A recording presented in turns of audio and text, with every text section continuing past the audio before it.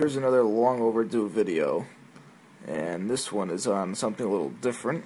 It's on my Omega Seamaster 253180, also known as the Pierce Brosnan version of the James Bond watch. I've had this one since it was brand new. I got it in 2005, I believe. And for those of you who don't know much about watches, Omega is trying to market themselves to be up with Rolex. I don't know how well that'll work out, but I guess time will tell. This is a pretty interesting piece. It's 42 millimeters from case point here to the crown over here. It's an automatic, which means you shake it. You shake the watch, and it does. It's not a quartz, as you can see. The second hand is just sweeping across the bezel, the face of the watch, rather. I'm not sure how well this is going to take on this wonderful camera that I have, which sucks. But this over here is actually a useless feature. It's a helium escape valve, which supposedly when you're in saturation diving, you're supposed to unscrew this, and it releases the pressure from inside the case from popping the crystal open when you're like down below to 300 meters. But this watch is water resistant to when this camera decides to focus here. This ain't gonna work out too well. This camera sucks. But the case, the dial actually says Seamaster Professional chronometer, 300 meters or 1,000 feet. And by today's standards, that really isn't much. I mean, this used to be quite a bit to brag about back in the early 90s to late 90s. But it has a really, really nice bracelet. And the clasp, as you can see here, instead of like pulling it open like on most watches, it has a dual two buttons here that, and I don't have a tripod here, but let me see if I could keep my camera here so I could put it on my wrist. There we go. You can see that you can fold it this way, and it clicks into place. And when you want to take it off, you just hit these two buttons, and it opens back up again.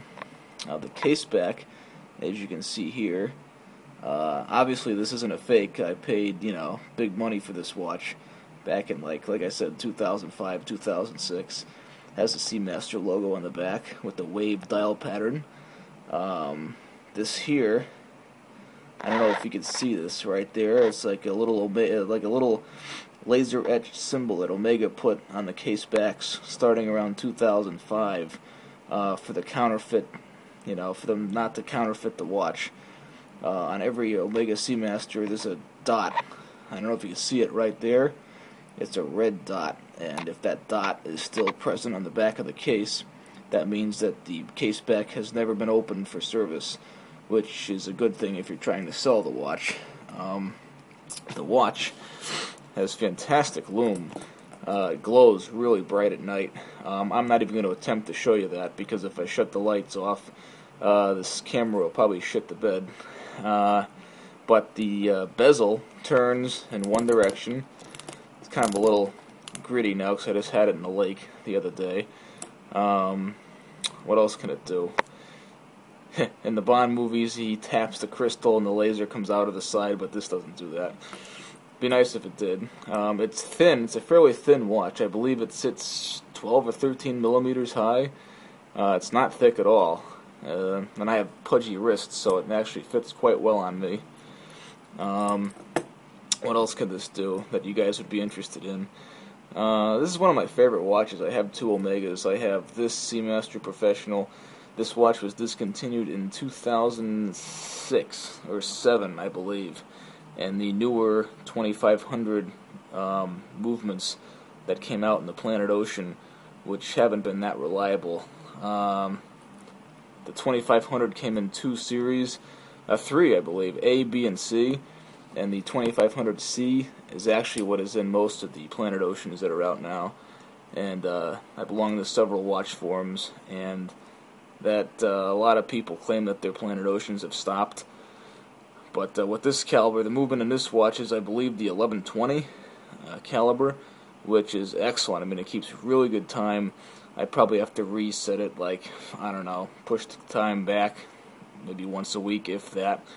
It's probably, I don't know, 3 or 4 seconds fast a day, which really isn't that bad. What else? It's a quick set. If it goes past midnight, it automatically the date automatically flips over. But I love watches. I'm a big watch collector. I had a Rolex Sub, but unfortunately I sold it about 5 years ago, and now I have 2 Omegas. Yeah, so that's pretty much it, I guess. I wish I could give you better video quality, but this camera isn't really meant for close-ups, and I don't know what would be better here. But yeah, this is my one of my watches that I wear almost daily, and as you can see, it's not in bad shape. I mean, like I said, it's, what, 7, 8 years old now. The clasp, I don't know if you can see that. It's not in that bad of a shape. In fact, it's in pretty good shape, actually. These watches are probably going now for like $1,300, $1,400. When they were new, probably a little closer to probably $1,700, $1,800. But you can get these for almost as cheap as, like, I don't know, $1,100 on eBay. But I'm never going to sell this. I like it too much to get rid of it. But anyways, I have all the box, the papers, and everything else that came with this watch. I would never get rid of any of that. But it's a really, really cool watch to have, and it's part of the James Bond heritage. That I've been a big James Bond fan since I was a kid growing up.